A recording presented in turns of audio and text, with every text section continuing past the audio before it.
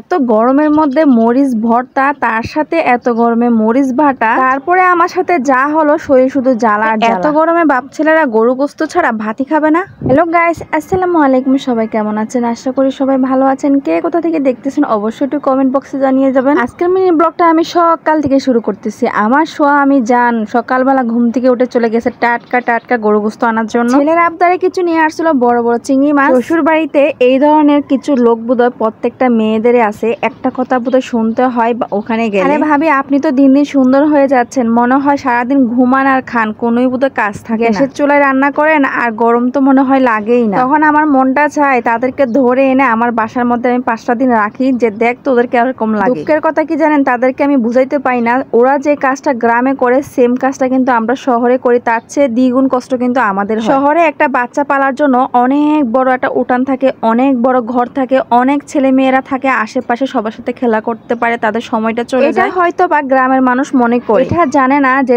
শহরের ছেলে মেয়েদেরকে পালা কিন্তু অনেক কষ্ট, সাথে শহরে সংসার করাটাও সেম অনেকটাই কষ্ট। যার যার জায়গায় সব কাজে কিন্তু কষ্ট। এত কথা বাদ দিয়ে যারা মনে করেন শহরের বউরা অনেক শান্তিতে আছে, তারা অন্তত 5টা দিনের জন্য শহরে এসে থাকেন বন্দি করে, জানলা দরজা ছাড়া, দেখেন কিরকম লাগে। যাই হোক, এদিকে গরমের মধ্যে আমি কি রান্না করতেছি সেটাই তো আপনাদেরকে বলতে ভুলেই গেলাম। আজকে আমি মরিচ বাটা দিয়ে গরু গোস্ত রান্না করতেছি, তাও আবার অনেকদিন পরে। যদিও মরিচ বাটা দিয়ে গরু গোস্ত তেমনটা রান্না করি না আমি, সব সময় তো দেখা গেছে গোড়া মরিচ দিয়ে গরু গোস্ত রান্না করি, তো আজকে ভাবতেছি অন্যরকম কিছু একটা করা যাক। তো যাই হোক, এদিকে গরু গোস্তটা আমি তো সবকিছু মশলা দিয়ে বসিয়ে দিয়েছিলাম। যাই হোক, ভিডিও শুরুতে হয়তো বা আপনারা দেখতে পেয়েছেন আমি কচু সিদ্ধ করছিলাম, তো কচু সিদ্ধর উপরে আমি একটা প্লেট বসিয়ে দিয়েছিলাম। প্লেটে আমি যতগুলো মশলা দিয়েছিলাম সবগুলো কিন্তু আমি বেটে এই গরু গোস্ততে দিয়েছিলাম। যাই হোক, মশলাগুলো আমি কি কি দিয়েছি এটা একটু বলে দিই। সেখানে দিয়েছিলাম গোটা মরিচ, তারপরে গোটা মশলা দিয়েছিলাম, তারপর দিয়েছিলাম জিরা, আদা রসুন বাটা, সেটা হচ্ছে কাঁচায় আমি বেটে নিয়েছিলাম। সবগুলো একসাথে ভালো করে পাটায় বেটে নিয়েছিলাম। একদম সিম্পল রান্না এবং সিম্পল মশলা ঘরে যেগুলো থাকে সেগুলো দিয়ে রান্না করছি। আর এদিকে ভর্তা করছিলাম, কচু মুহির ভর্তা। কচুর মুহির ভর্তা কারা কারা পছন্দ করেন অবশ্যই একটু কমেন্টে জানাবেন, আমার কিন্তু ভীষণ পছন্দ। যাই হোক, এদিকে গরু গোস্তটা প্রথমে কষিয়ে নিয়েছিলাম আলু ছাড়া, তারপরে যখন হালকা একটু কষানো হয়ে গিয়েছে তখন আমি আলু দিয়ে দিয়েছি। গরু গোস্ত রান্না করি বা মুরগির গোস্ত রান্না করি অবশ্যই কয়েকটা আলু দিতে হবে, সেটা হচ্ছে সবার পরিবারে আমি জানি। যারা জানেন না তাদেরকে শুধু একটা কথাই বলতে চাই, যাদের বাসায় ছোট বাচ্চা আছে তারা কিন্তু গরু গোস্ত মুরগি গোস্ত যে কোনো কিছু দিকে কিন্তু তারা আলুটা পছন্দ করে,